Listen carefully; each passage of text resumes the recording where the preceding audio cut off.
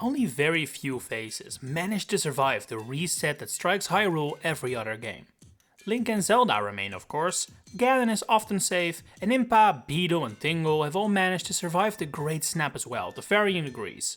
But probably the most unlikely survivor, the character I definitely wouldn't have put my money on ever seeing again if I was a betting man in the 90s when I was a baby, is Dampé.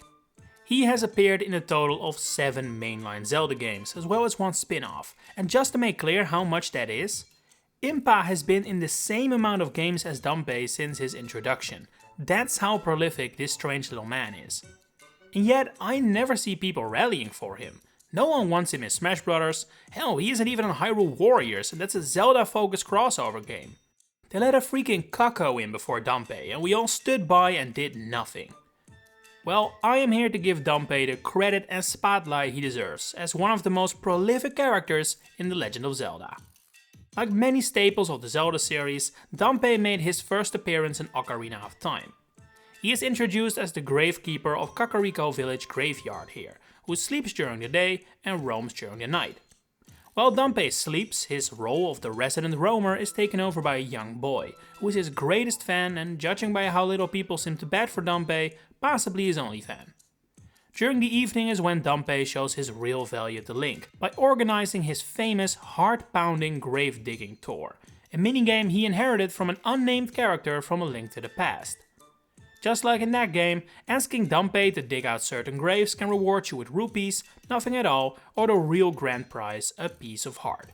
However, unlike what his frequent reappearances suggest, Dampé doesn't even survive to see the end of Ocarina of Time. During Link's 7-year absence, he passes away, and when Link later returns to the graveyard as an adult, he has become a ghost of his former self, literally. He challenges Link to a race with a very good reward, the hookshot.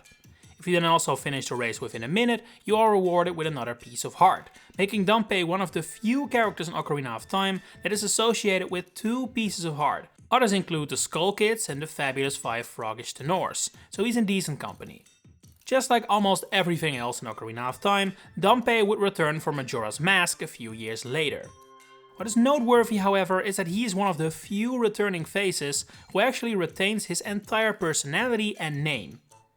Out of all the characters from the original that actually had a name and a unique design, only the Composer brothers, Sharp and Flat, and Kume and Kotake returned verbatim. You could also count Big Goron and Medi Goron, but they're named after their size and don't really have unique designs beyond that, so they're a bit up in the air. Anyway, Dampé is still a Gravekeeper, now of the graveyard in Ikana Canyon. Through some flavor text in this game, we find out he used to visit the graveyard with his father and also has a wife, but where she may be is a mystery. A fear of ghosts has also been newly instilled in him, maybe indicating he's scared of what he, or his Hyrule counterpart, will one day become. As a result, he's now only out during the day rather than the night, and if you scare him by wearing the captain's hat, he'll run away in panic before locking himself in his shack. But on the final day of Termina's Free, he conquers his fears and heads into the grave of the Ikana royal family in search of their apparent treasure. When Link meets him, his torch has gone out, prompting him to ask the hero to use Tado's light to guide him towards digging spots where 3 blue flames can be found. These flames will then form his greatest fear, a big Poe, so a ghost. Dampé flees for the exit, while we fight the Poe, win and either get a bottle or a heart piece as a result, depending on whether you're playing on Nintendo 64 or 3DS. So far, so usual. An appearance in both Ocarina of Time and Majora's Mask is hardly unique, and while it is cool he retained his name and apparently was the same character, just an alternate version, at this point in time we have seen nothing extraordinary. That moment wouldn't come until 2004, when 4 Swords Adventures was released on the GameCube and brought Dampé back in a completely new version of Hyrule that was actually based more on A Link to the Past than anything else. And while Dampé's original grave digging minigame may originate from that title, he himself very much did not. But okay, so clearly they just brought that minigame back, and rather than using some nameless character to run it, they made Dampé do it, right? Well, no, not at all actually. Dampé doesn't run any minigames here. He does still live at a graveyard, in the swamp this time around, but that's really where comparisons end. While no longer particularly afraid of ghosts, Dampé is tormented by them, to the point you must first defeat a group of genies before you can enter his house. Then, Dampé says his work has been obstructed by a Shadow Link and the rest of the monsters running amok, and even gives you some significant backstory and lore to this version of Hyrule. It's quite a step up in importance from being a simple minigame facilitator, and while it of course does come in a game that's not exactly a flagship title for the series, it does really show that somewhere, someone at Nintendo saw something in Dampé. While I doubt it's his stunning looks, what is possible is that they truly considered Dampé's design and personality to be perfect for the role he serves, that of a gravekeeper. So as long as Zelda would have gravekeepers, Dampé would be employed. And if that train of thought is correct, it extends even beyond the Nintendo offices. The Capcom developed The Minish Cap also features Dampé after all, again tending to the graveyard in the Royal Valley. In a shocking twist, this incarnation of the character has completely grown out of his fear for ghosts and is now capable of communicating with them.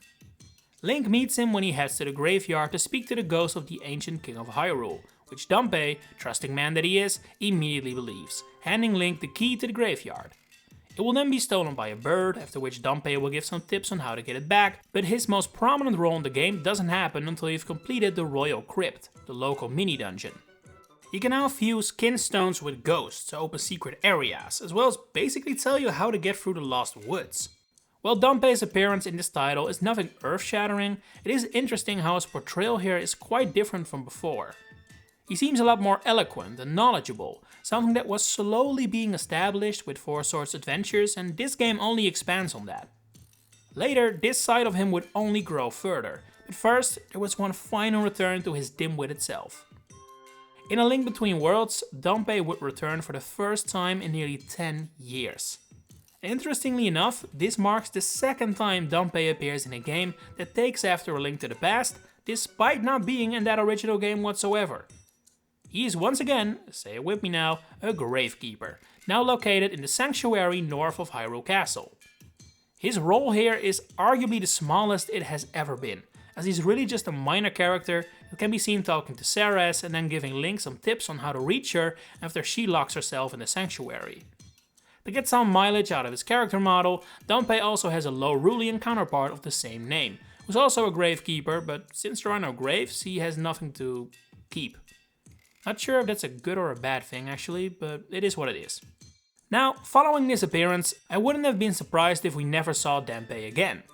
He had just been absent for a decade, only to then return for a quite unspectacular role, and with the direction Zelda has gone on since then, open world and all, I'm not so sure how well he'd fit in with its graveyard theme. But how wrong I was.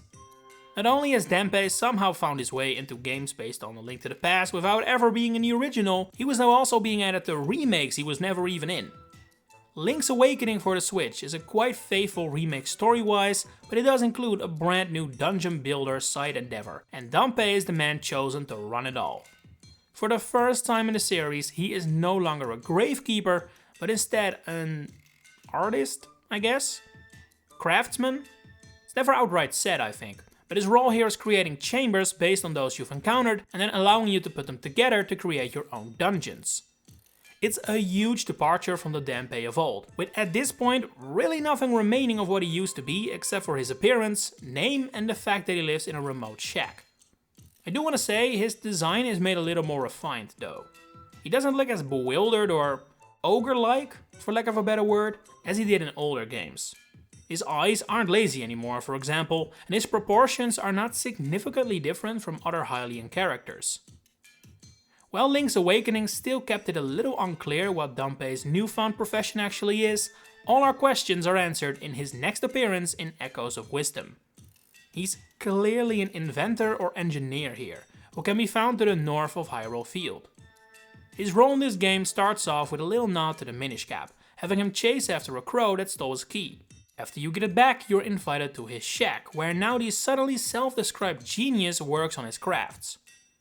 What an incredible transformation this man has had. In the last top-down Zelda prior to this one, Dampé was arguably at his dumbest, and now he is suddenly a genius inventor. Talk about a glow-up. What he actually creates are automatons, a sort of semi-echoes that function similarly but have no summoning cost and instead must be wound up before being used and wind down over time. When they're destroyed, you need to return to Dampé to get them patched up. Definitely makes him a quite noteworthy character in this game, and depending on when you start this quest, a decently useful one.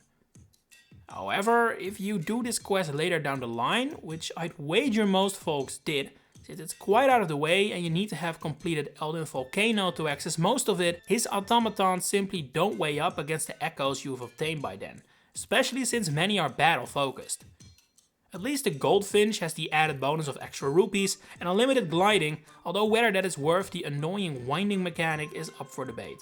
So while from a character perspective this was arguably Dampé's biggest break, I doubt it will be his most memorable one. He was dealt a bit of a losing hand here.